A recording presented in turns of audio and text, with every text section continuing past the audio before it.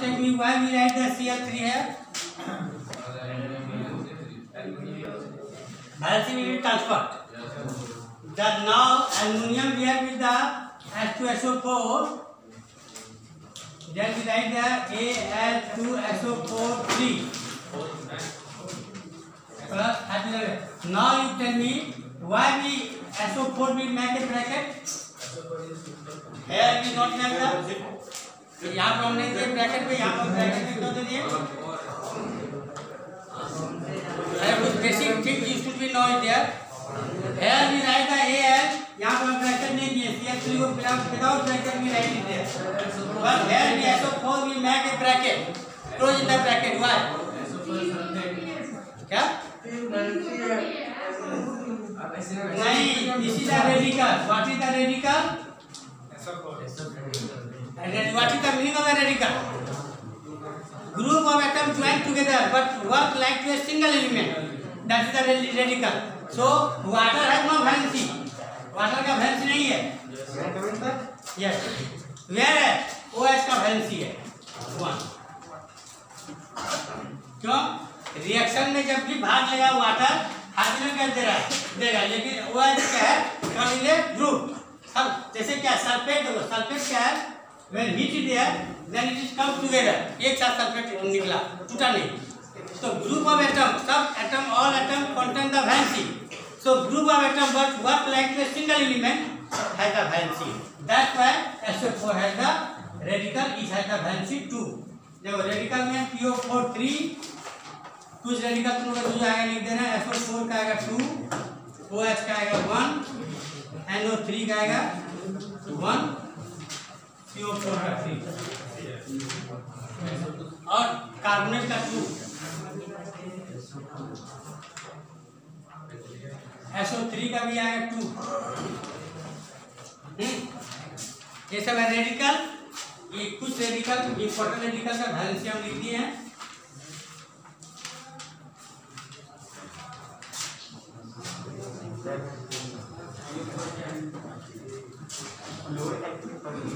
क्या sodium hydroxide. Sodium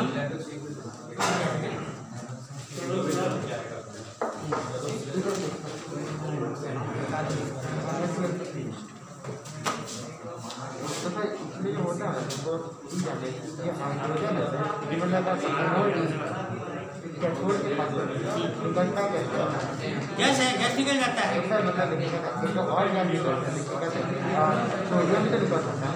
नहीं sodium is the metal, नहीं निकलेगा.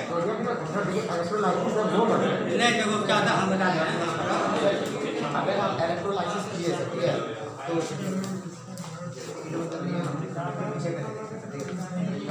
या ब्लैक बोर्ड पर सब देखेगा. करो करो करो करो सब देखेगा. देखो करो यहाँ करो सब देखेगा. और भी सीख है हम एक्सप्लेन कर देंगे.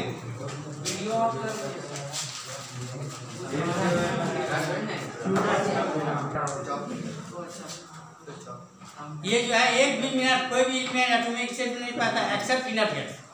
All the element found in the ionic state या मोलेकुलर स्टेट. तो ये जो है एक भी कोई भी एलिमेंट ऑक्सीजन यदि single oxygen not found in there कभी नहीं पाया. लेकिन वन क्वेश्चन भी आस्क इट देयर कि when not found in there then how oxygen is form.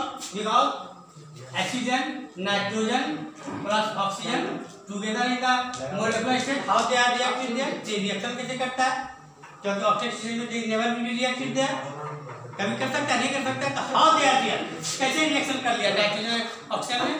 तो जब थंडर आता है तो क्या होता है कि नाइट्रोजन जो है ट्रिपल बॉन्ड है.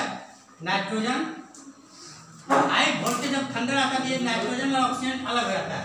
तो ये जो नाइट्रोजन है नॉट ए सिंगल सेकंड, एक 20 सेकंड ये आयनिक स्टेट में नहीं मतलब बिना आयन का नहीं पाया जाएगा एटॉमिक स्टेट. तो ये क्या करता है रिएक्ट विद द ऑक्सीजन और react with the nitrous oxide. तुरंत बना लेता है, 1 सेकंड भी नहीं रह सकता है. क्योंकि all the element always tried there कि how we are complete the oxygen. कभी भी इनिशियल ऑक्सीजन नहीं पाता एटमॉस्फेयर में. जब भी पाया था O2 पाया था हाँ, वो टू द रिएक्शन क्यों करता है? मान लो सल्फर के साथ जो है ऑक्सीजन जो है, sulphur plus oxygen, how they will react with there, हम पूछ सकते हैं, क्योंकि when they are found in the molecular state they will not should not be react, तो why they are react with there, because when thunder has come with there, तब ये टूटता है, टूटने के बाद ये ज्वाइन हो सकता है किसी के साथ, अदरवाइज नॉट रिएक्शन नहीं, ताकि 78% नाइट्रोजन 21% ऑक्सीजन रखा रिएक्शन करता है, कभी नहीं करता है। हाँ, करता कब है? At the time of the thunder, when more thunder has come with there, तो क्या होता है, ये ज़्यादा एनर्जी मिलता है, तो नाइट्रोजन भी टूट जाता है, ऑक्सीजन भी टूट जाता है, ऑक्सीजन का भी डबल बॉन्ड है, ये भी टूट जाता है। ये जब टूटता है at the time they react with oxygen, अन्य रिएक्शन नहीं करेगा। क्या थंडर से टूट जाता है, high voltage of current has come, हाँ तब टूटता है। हाँ, हाई वोल्टेज करंट में pass in there, then atomic current which divided in there, तभी कर सकते हैं ना, otherwise not breakable in there, कभी रिएक्शन नहीं करेंगे। तो how they will react in there, when they will react in there, when they are breaking due to the heat of the sun, कोई भी में से जब इसको बॉन्ड एनर्जी मिलेगा they will break it there, जब इसको बॉन्ड एनर्जी मिलेगा टूट जाएगा। देखो टूटना, देखो एक चीज, देखो आप इसी पे डिस्कस कर देता है। एक चीज मान लो तुम ये कहना चाहते हो कि sodium how they will react with oxygen, ये तो हम लिख देते हैं कि sodium react with oxygen, but problem has come with there, देखो 281 KLN, ऑक्सीजन का है 26, 2 1 2 3 4 5 6 KL। तो मान लो ये जो ये देगा इसको, ये तो हाई एनर्जी लेवल है, ये इसमें कैसे आएगा, ये तो लो एनर्जी लेवल है, आ सकता है? नेवर, कभी नहीं आ सकता है। तो रिएक्शन कर है, रिएक्शन जब करेगा this is the high energy level है, इसके बाद ज़्यादा एनर्जी है, कम एनर्जी है, हाउ डू वी रिएक्ट है, रिएक्शन नहीं करना चाहिए। तो ये क्या करता है, एनर्जी भी loss is there, and that energy has come as heat energy, ये एनर्जी को लॉस करेगा जब इसका सेम लेवल ऑफ एनर्जी के सेल का आएगा, then they will transfer it. Otherwise जब इसका चार्ज एनर्जी चार्ज सेल रहता, हाँ, तो ये एल सेल है, ये एम सेल है, ये हाई, ये लो एनर्जी लेवल है, हाई एनर्जी लेवल में कभी नहीं आ सकता है। तो ये क्या कहता है, सेंटर गिवन द एनर्जी, जब एनर्जी देगा जब इसका ये इलेक्ट्रॉन का same energy as M shell हो जाएगा, एन सेल का energy, then they will jut with that. Writing is easy, हम लिख देते हैं, हाँ, लेकिन नहीं, एनर्जी क्यों, एनर्जी जब कैसे एनर्जी करेगा, we know it that this is the low energy level, this the high energy level, ये कैसे रिएक्शन कर जाएगा, नहीं कर सकता, कभी नहीं कर सकता। इसके बाद ज़्यादा एनर्जी है, कम एनर्जी में कैसे जाएगा, इसको चाहिए एन सेल, तो ये एनर्जी लॉस करता है, या तो एनर्जी को लॉस करेगा, यदि लो एनर्जी लेवल में जाएगा तो क्या करेगा, गेन करेगा, हाई एनर्जी में गेन करना होगा, लो एनर्जी में लॉस। हाँ, कॉपर का रिएक्शन सर ऑक्सीजन के साथ कैसे होता है? कॉपर का भी तो हाई, क्या सर कॉपर का रिएक्शन ऑक्सीजन के साथ तब कैसे हो सकता है? कॉपर सब वही बोले कि जब हाई एनर्जी लेवल है वो लॉस करेगा या एनर्जी को देगा या लेगा, तो हम कहते हैं जब हम रिएक्शन सोडियम को, जब sodium divide in the water become the hot, क्यों होता है, वो एनर्जी जो है एनर्जी को देता है, दैट एनर्जी हीट एनर्जी कम है, हीट एनर्जी तो पानी को गर्म कर देता है। हाँ, आज जैसे सोडियम को तुम नाइट्रोजन को जब ऑक्सीजन के साथ करते हैं तो ठंडा हो जाता है, cooling gas, laughing gas, 2NO is the nitrogen oxide का लाफिंग गैस, ये ठंडा है, क्यों है कि लो एनर्जी, हाँ, एनर्जी को क्या करता है, they have taken absorb it there, जितना हीट है they will absorb it there become the cool, ऐसे एनर्जी नहीं करता है, same energy level they will react there, जैसे सोडियम के साथ आप कर देंगे, जिसका थर्ड एनर्जी लेवल रहेगा, दोनों का थर्ड एनर्जी लेवल रहेगा, metal non metal, then they will jump easily react there, some metal easily react there because both energy level है द सेम। हाँ, if energy level is differ then otherwise heat will be gain और heat will be loss. क्या सब में, किसी में loss होता है, किसी में गेन होता है। हम तो पहले बोले नाइट्रोजन, जैसे एमोनिया के साथ हम एमोनिया बनाते हैं, हाँ, तो एमोनिया में क्या होता है, 2 5 है और हाइड्रोजन का है ओनली 1, एक है, ये कैसे how they become the helium gas कैसे बनेगा, इसमें क्या होगा, ये जो है ये तो हाई एनर्जी है, लो है, तो ये जब जाकर एनर्जी को क्या करेगा, लॉस करेगा और ये गेन करेगा, तब आएगा इलेक्ट्रॉन। शेयरिंग भी जब होता है, जब शेयरिंग भी करता है, बहुत एनर्जी लेवल कर शेयर करने के लिए क्या करता है, they never touch it there, कभी भी टच नहीं है। यदि हम ऑक्सीजन और हाइड्रोजन को देखेंगे, ये how they will touch it there, हम पानी को देख रहे हैं, how they are matching it there, ये भी इलेक्ट्रॉन है, ये भी इलेक्ट्रॉन है, बहुत ज्यादा negative charge, they will touch it there, कभी टच करेगा नहीं करता। There is one distance and this distance measured by the Armstrong. हाँ, और क्या है, इसके बाद भी ये भी दो टच नहीं कर सकता है, इसे there is the one gap, ये एंगल होता है 105 का, 100 डिफरेंट इवेंट में का डिफरेंट टाइप ऑफ एंगल, लेकिन हम पानी में आपको दिखाई नहीं पड़ता है, इसलिए नहीं पड़ता है कि this is the very less distance not visible by the naked eye, हमको देख नहीं सकते। लेकिन वाटर यदि देखेंगे, there is the one gap between the water. हम यदि एक गिलास पानी में एक गिलास पानी में यदि हम नमक देते हैं तो क्या होता है, level will be not increase, हाँ, सॉइल लेवल इंक्रीज होता है, इसका मतलब गैप है। तो वाटर में भी गैप है, between the water there is a gap, this salt take the place of the gap, that's why volume will be increased, इसे volume increase होता है। there is the one gap between the water molecule, पहले तो water oxygen hydrogen में था, another water and two water OH2 H2O and H2O never touch it there, ये touch नहीं कर सकता है कभी, never touch it there because there is the one gap, पानी में जो है वो गैप रहता है। That gap, but what happens when we touch the water? That gap is not visible because that gap is very small. That's why not visible. समझ में आया? There is the water molecule. There is the some of the gap. That the water is known as the universal solvent. क्यों? देखो, इसका एक कारण क्या है ये भी बताइए जरा, जो कुछ दिया इसको यही सब डिस्कस करते हैं।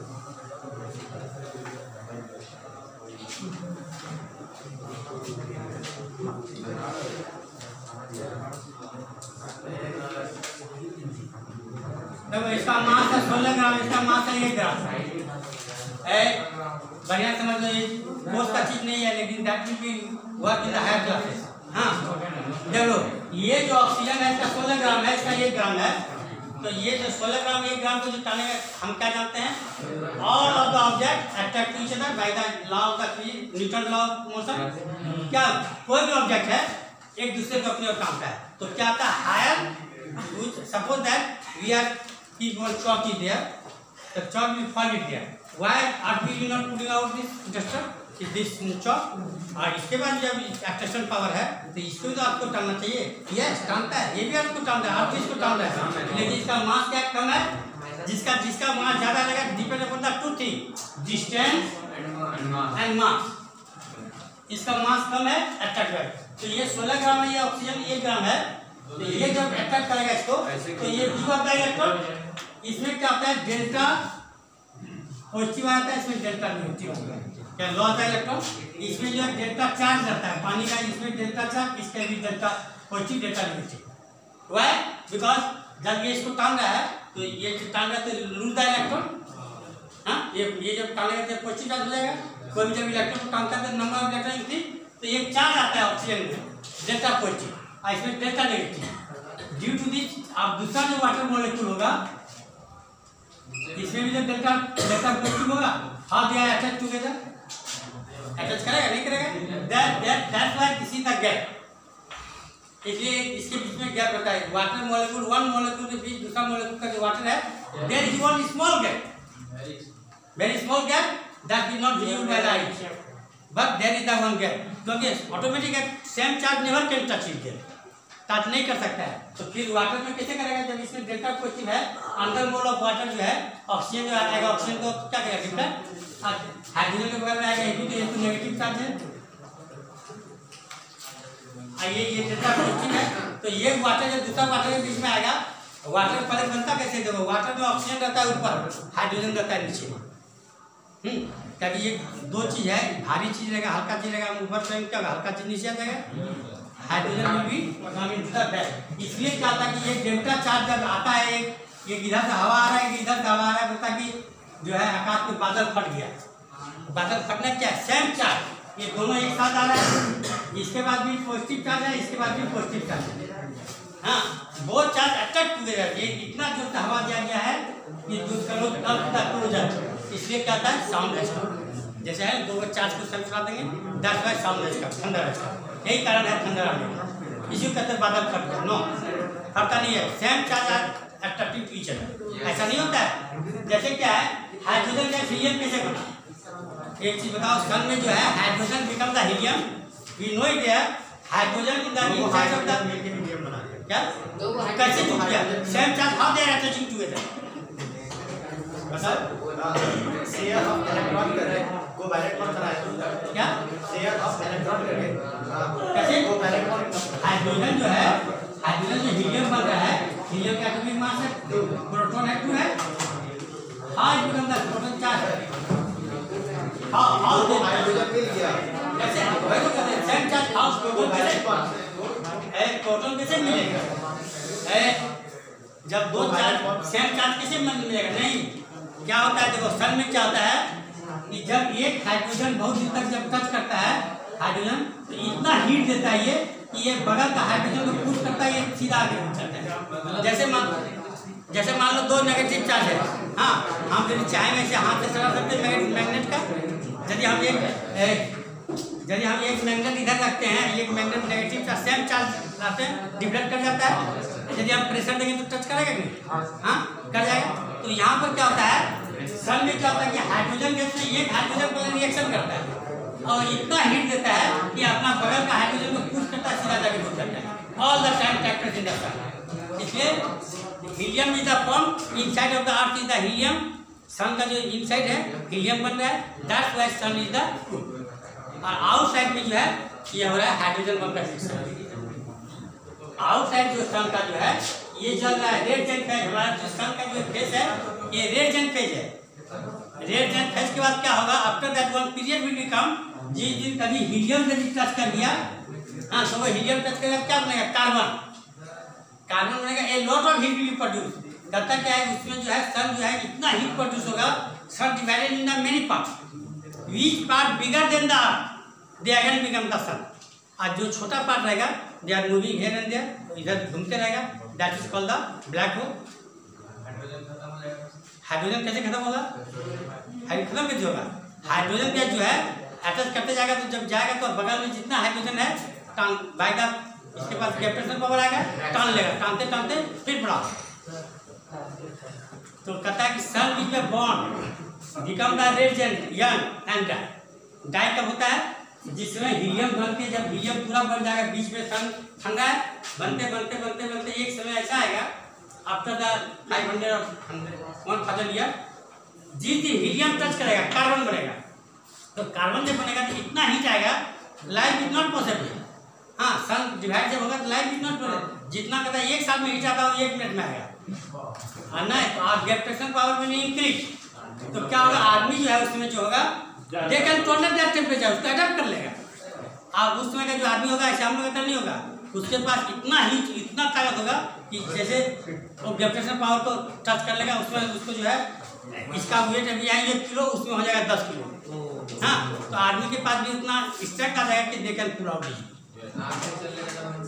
क्या हीट आएगा। तो हीट आएगा तो उसमें एक कवर आएगा आदमी के शरीर में, they can protect that heat. आग लग जाएगा ऐसा नहीं है। मान लो क्या है, अभी तुम हम बता रहे हैं कोरोना, तुम सुना कि कोरोना आ रहा है, ऐसा बात? हाँ, आ गया। बहुत आदमी बच भी तो गया, अब बहुत आदमी मर भी गया।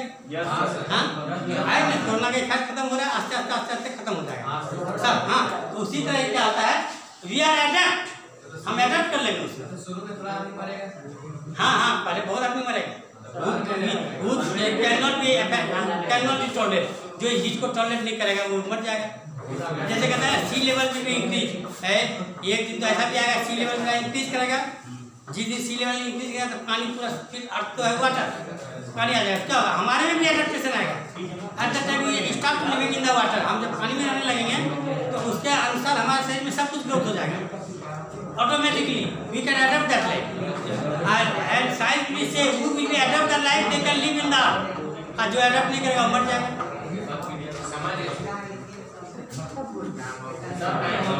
ठीक है। अच्छा, हम एग्जाम खत्म हो रहा है,